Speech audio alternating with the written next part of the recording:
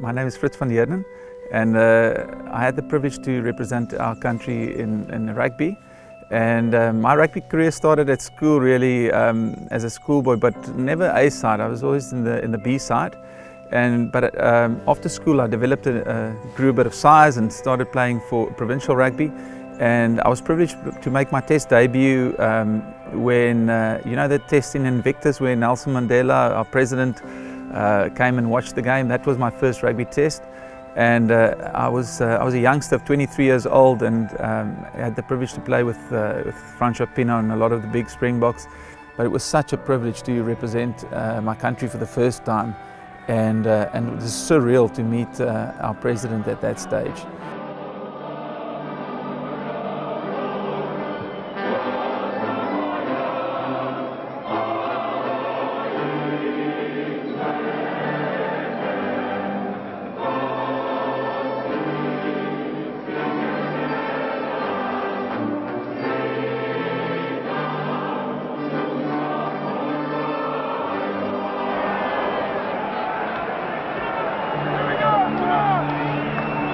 Frits van Heerden, die nieuweling, kom hier van Rode Poort af.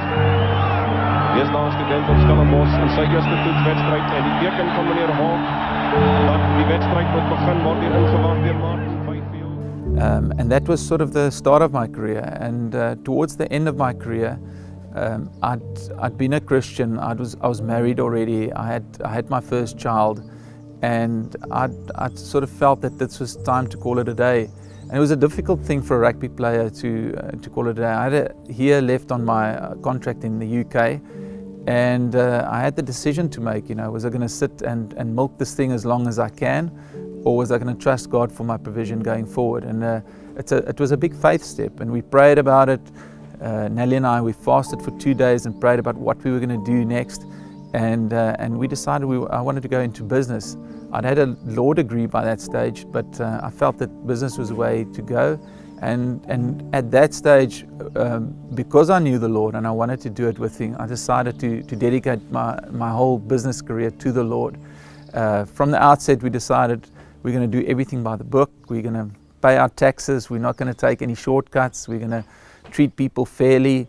And just try and, I just always felt that if you want to pray for the blessing of God in your business, then you need to act in such a way that He's able to bless your business.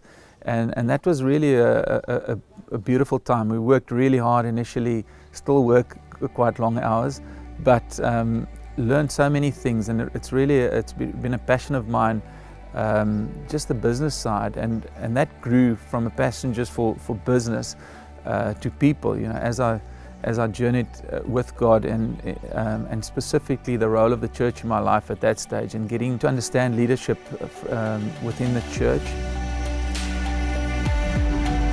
I've been on eldership in Joshua Generation for 5 years now, and it's been such a privilege. And I think one of the big questions always is if you want to serve God full time. I've been serving God at what we call double timers. We are elders, but we also full time in the marketplace in terms of salary. But I think there's some people that are called for marketplace, and some people that are called for full-time ministry. And I think to determine which is up to each individual to hear the Lord for that. And for me, you know, I'm just wanting to follow God with all my heart. And if it does change, I'm hoping that I'll hear Him and that I'll be obedient. Sometimes, or mostly, when He asks us to do things, it's not easy. It's very difficult, and it's a challenge, and it's going to require faith. And for me, just stepping up into leadership in the church was a big challenge. But it's as with everything with God, there's such a privilege of looking back and thanking God for the changes. He changes us while we obey Him. And for some people that might mean just starting to lead a community, and for others it might mean leaving your job and becoming a full-time minister or pastor. Looking back, I can honestly say I'm just so thankful that I obeyed God at the times that I did, and it's a good thing to give your life to the Lord. And I think I can just so encourage that being obedient to God, He really has the best in store for us.